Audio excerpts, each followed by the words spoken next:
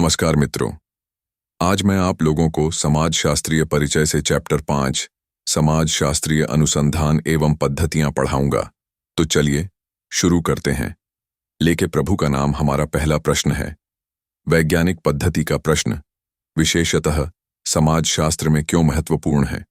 इसका सही उत्तर वैज्ञानिक पद्धति का प्रश्न समाज शास्त्र में विशेष रूप से महत्वपूर्ण है, क्योंकि समाज शास्त्र सामाजिक घटनाओं, व्यवहारों और संस्थाओं का अध्ययन करता है जो अत्यधिक जटिल और विविध होते हैं। वैज्ञानिक पद्धति के उपयोग से समाज शास्त्री समाज के अध्ययन में निम्नलिखित लाभ प्राप्त कर सकते हैं। 1. तथ्यात्मक और निष्पक्ष अध्ययन। वैज्ञानिक पद्धति तथ्यों पर आधारित होती है, जिससे समाज शास्त्रियों को पूर्वाग्रहों और व्यक्तिगत धारणाओं से बचने में मदद मिलती है। इससे अध्ययन निष्पक्ष और विश्वसनीय बनता है। 2. प्रमाण आधारित निष्कर्ष।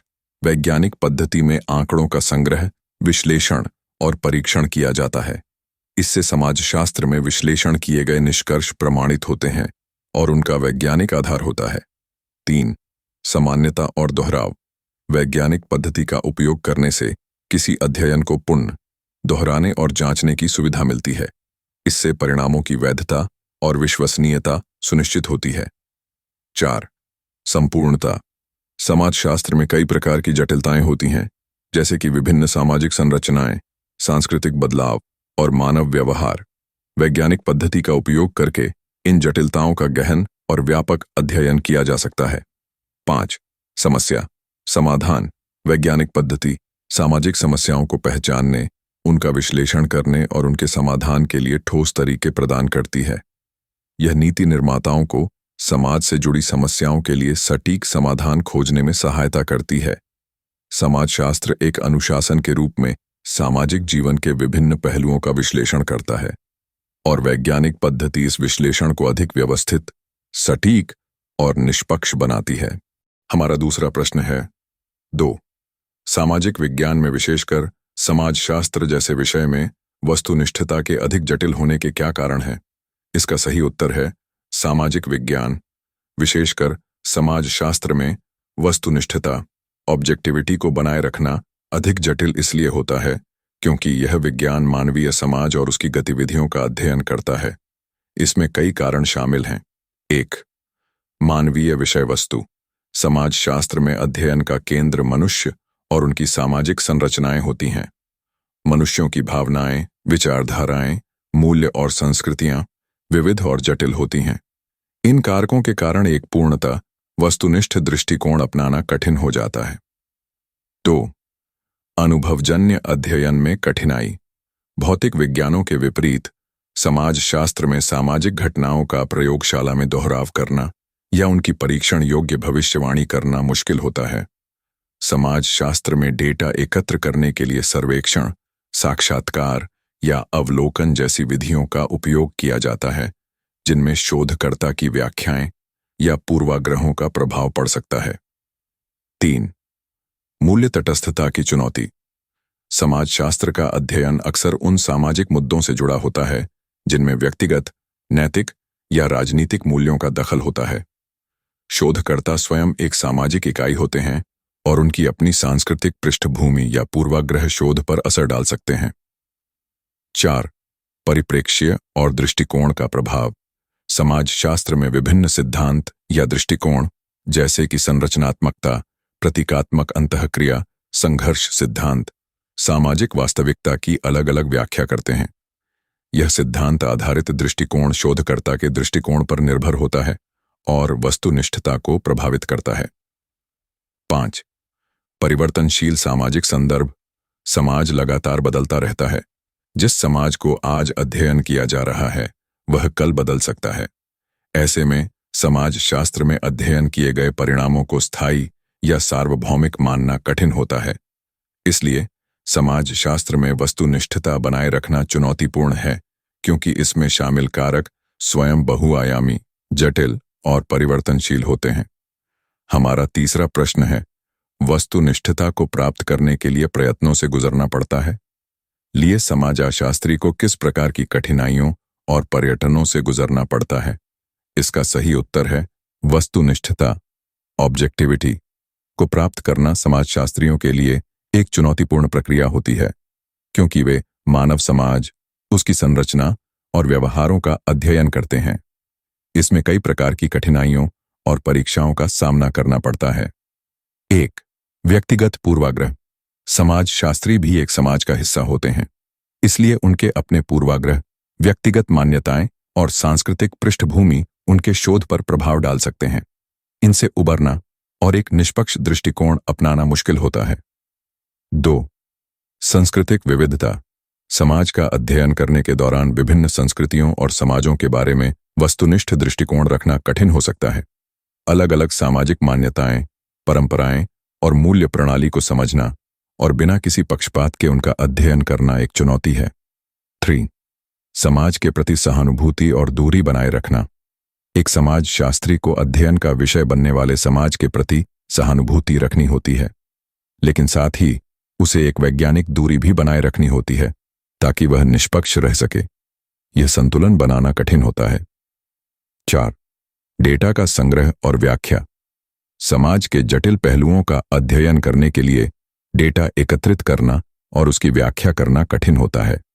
कुछ डेटा सांख्यिकी के रूप में होते हैं, जबकि कुछ गुणात्मक क्वालिटेटिव होते हैं, और इन्हें ठीक से समझना और निष्पक्ष रहना एक चुनौती होती है। 5. नैतिक दायित्व। कई बार समाजशास्त्री को ऐसे सामाजिक मुद्दों का सामना करना पड़ता है जिनमें नैतिक दायित्व होते हैं, जैसे कि गरीबी, भेदभाव और असमानता। इन मामलों में वस्तुनिष्ठता बनाए रखना मुश्किल होता है, क्योंकि समाजशास्त्री के निजी विचार और नैतिकता इसमें हस्तक्षेप कर सकते हैं। 6. संपर्क और स्वीकृति। समाज का अध्ययन करने के लिए कभी-कभी समाजशास्त्री को उस समाज का हिस्सा बनकर अध्ययन करना पड़ता है, जिसे एथनोग्राफी कहा जाता है। लेकिन इस प्रक्रिया में समाजशास्त्री को उस समाज द्वारा स्वीकार किए जाने की भी चुनौती होती है, क्योंकि वह बाहरी व्यक्ति होता है। 7. बदलते सामाजिक संदर्भ। समाज निरंतर बदलता रहता है, इसलिए किसी विषय का अध्ययन करने के बाद भी उसके परिणाम बदल सकते हैं। इस गतिशीलता को ध्यान में रखते हुए वस्तुनिष्ठ परिणाम प्राप्त करना चुनौतीपूर्ण होता है। समाजशास्त्री को इन कठिनाइयों से निपटने के लिए लगातार आत्म-मूल्यांकन, अनुशासन और वैज्ञानिक दृष्टिकोण को अपनाना होता है, ताकि वे अपनी वस्तुनिष्ठता को बनाए रख सकें। हमारा चौथा प्रश्न है, प्रतिबिंबता का क्या तात्पर्य है तथा यह समाजशास्त्र में क्यों महत्वपूर्ण है?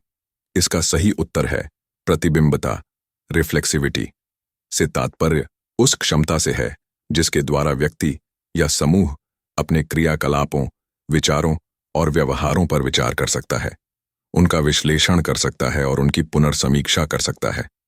यह व्यक्ति को आत्मचिंतन करने और समझने की क्षमता प्रदान करती है कि उनके विचार और व्यवहार सामाजिक, सांस्कृतिक और ऐतिहासिक संदर्भों से किस प्रकार प्रभावित होते हैं। समाजशास्त्र में प्रतिबिंबता इसलिए महत्वपूर्ण है क्योंकि यह व्यक्ति और समाज के बीच संबंधों को समझने में मदद करती है। यह समाज के नियमों, संरचनाओं और मान्यताओं के प्रति व्यक्ति की भूमिका को पहचानने का अवसर देती है। साथ ही समाज के विभिन्न स्तरों पर शक्ति, प्रभाव और प्रभुत्व के मुद्दों पर विचार करने में भी सहायक होती है। उदाहरण के लिए, 1. स्वयं का निरीक्षण। व्यक्ति यह समझ सकता है कि उसके विचार, मूल्य और निर्णय समाज द्वारा कैसे आकार लिए गए हैं। 2. सामाजिक संरचनाओं की आलोचना। प्रतिबिंबता के माध्यम से समाज में विद्यमान असमानताओं, भेदभावों और अन्यायों को उजागर किया जा सकता है। 3. समाज में परिवर्तन। जब व्यक्ति समाज की संरचनाओं और मान्यताओं को प्रतिबिंबित करता है, तो वह उन्हें बदलने या सुधारने के लिए प्रेरित हो सकता है। समाजशास्त्र में प्रतिबिंबता समाज और व्यक्ति के बीच सक्रिय संबंध को स्पष्ट करने का एक प्रमुख साधन है। हमारा 5वां प्रश्न यह है, 5. सहभागी प्रेक्षण के दौरान समाजशास्त्री और मानव विज्ञानी क्या कार्य करते हैं? इसका सही उत्तर है, सहभागी प्रेक्षण, पार्टिसिपेंट ऑब्जर्वेशन के दौरान समाजशास्त्री और मानव विज्ञानी निम्नलिखित कार्य करते हैं। 1. प्रत्यक्ष अवलोकन। वे अध्ययन किए जा रहे समुदाय या समूह में शामिल होकर उनके दैनिक जीवन, व्यवहार और गतिविधियों का प्रत्यक्ष अवलोकन करते हैं। इस प्रक्रिया में वे समाज के नियम, परंपराएं और सामाजिक ढांचे को समझने की कोशिश करते हैं। 2. सक्रिय भागीदारी। केवल पर्यवेक्षक के रूप में काम करने के बजाय वे खुद उस समूह की गतिविधियों में सक्रिय रूप से भाग लेते हैं। यह उन्हें उस समाज के अंदरूनी अनुभवों और दृष्टिकोणों को समझने में मदद करता है। 3. डेटा संग्रह। वे बातचीत, अनौपचारिक साक्षात्कार और व्यवहार के पैटर्न के माध्यम से डेटा एकत्र करते हैं। इसमें लोग क्या कहते हैं और क्या करते हैं, इसका विस्तृत रिकॉर्ड रखा जाता है। 4. सांस्कृतिक संदर्भ को समझना। वे अध्ययन किए जा रहे समुदाय की संस्कृति, भाषा और सामाजिक मानदंडों को गहराई से समझने का प्रयास करते हैं। 5. तटस्थता बनाए रखना। यद्यपि वे उस समाज का हिस्सा बनते हैं, फिर भी उन्हें वैज्ञानिक दृष्टिकोण से वस्तुनिष्ठ तटस्थ रहना होता है, ताकि उनके अध्ययन के निष्कर्ष पूर्वाग्रह या व्यक्तिगत दृष्टिकोण से प्रभावित न हों। 6. विश्लेषण और निष्कर्ष। वे एकत्र किए गए डेटा का विश्लेषण करते हैं और समाज के नियम, संरचनाएं और व्यवहारों के बारे में निष्कर्ष निकालते हैं। इस प्रकार सहभागी प्रेक्षण एक प्रभावी उपकरण है, जिसके माध्यम से समाजशास्त्री और मानव विज्ञानी किसी समाज के आंतरिक तंत्र और उसकी जटिलताओं को समझते हैं। हमारा छठा प्रश्न यह है कि एक पद्धति के रूप में सहभागी प्रेक्षण की क्या-क्या खूबियां और कमियां हैं। इसका सही उत्तर है सहभागी प्रेक्षण, पार्टिसिपेंट ऑब्जर्वेशन, एक अनुसंधान पद्धति है जिसमें शोधकर्ता एक समुदाय या समूह के बीच रहकर उनके दैनिक जीवन, व्यवहार और गतिविधियों का अध्ययन करता है। इसके अंतर्गत शोधकर्ता खुद भी गतिविधियों में शामिल हो जाता है, जिससे उसे गहरी समझ प्राप्त होती है। इस पद्धति की खूबियां और कमियां निम्नलिखित हैं। खूबियां। 1. संदर्भ की गहन समझ। शोधकर्ता समुदाय या समूह के वास्तविक परिवेश में जाकर उनके व्यवहार, परंपराओं और मान्यताओं को गहराई से समझ सकता है। 2. प्राकृतिक सेटिंग में डेटा संग्रहण। यह पद्धति उन स्थितियों में डेटा एकत्र करती है जहां लोग सामान्य रूप से रहते और काम करते हैं, जिससे शोध के निष्कर्ष अधिक यथार्थपूर्ण होते हैं। 3. गहन अंतर्दृष्टि। शोधकर्ता को समूह के भीतर से जानकारी मिलती है, जिससे कई बार वे ऐसे सूक्ष्म पहलू जान पाते हैं जो अन्य पद्धतियों से छूट सकते हैं। 4. लचीला दृष्टिकोण। शोधकर्ता को अवसर मिलता है कि वह अपने अध्ययन के दौरान नई जानकारियों के आधार पर अपनी रणनीतियों को बदल सके। कमियां। 1. विषयक पूर्वाग्रह। शोधकर्ता का व्यक्तिगत दृष्टिकोण या समूह के साथ घुलने मिलने के कारण उसके निष्कर्षों में पूर्वाग्रह आ सकता है। 2. समय और संसाधनों की मांग। सहभागी प्रेक्षण में काफी समय और संसाधन लगते हैं, क्योंकि शोधकर्ता को समूह के साथ लंबी अवधि तक रहना पड़ता है। 3. अनुभवजन्य सीमाएं। शोधकर्ता अपनी उपस्थिति से समूह के व्यवहार को प्रभावित कर सकता है, जिससे वास्तविकता को पूरी तरह से समझ पाना मुश्किल हो जाता है। 4. नैतिक मुद्दे। सहभागी प्रेक्षण में गोपनीयता और सहमति से जुड़े नैतिक प्रश्न उठ सकते हैं, क्योंकि शोधकर्ता समूह का हिस्सा बन जाता है। सहभागी प्रेक्षण का सही और प्रभावी उपयोग इसके सकारात्मक और नकारात्मक पहलुओं को ध्यान में रखकर किया जा सकता है। कमियां। 1. विषयक पूर्वाग्रह। शोधकर्ता का व्यक्तिगत दृष्टिकोण या समूह के साथ घुलने मिलने के कारण उसके निष्कर्षों में पूर्वाग्रह आ सकता है। 2. समय और संसाधनों की मांग। सहभागी प्रेक्षण में काफी समय और संसाधन लगते हैं, क्योंकि शोधकर्ता को समूह के साथ लंबी अवधि तक रहना पड़ता है। 3. अनुभवजन्य सीमाएं।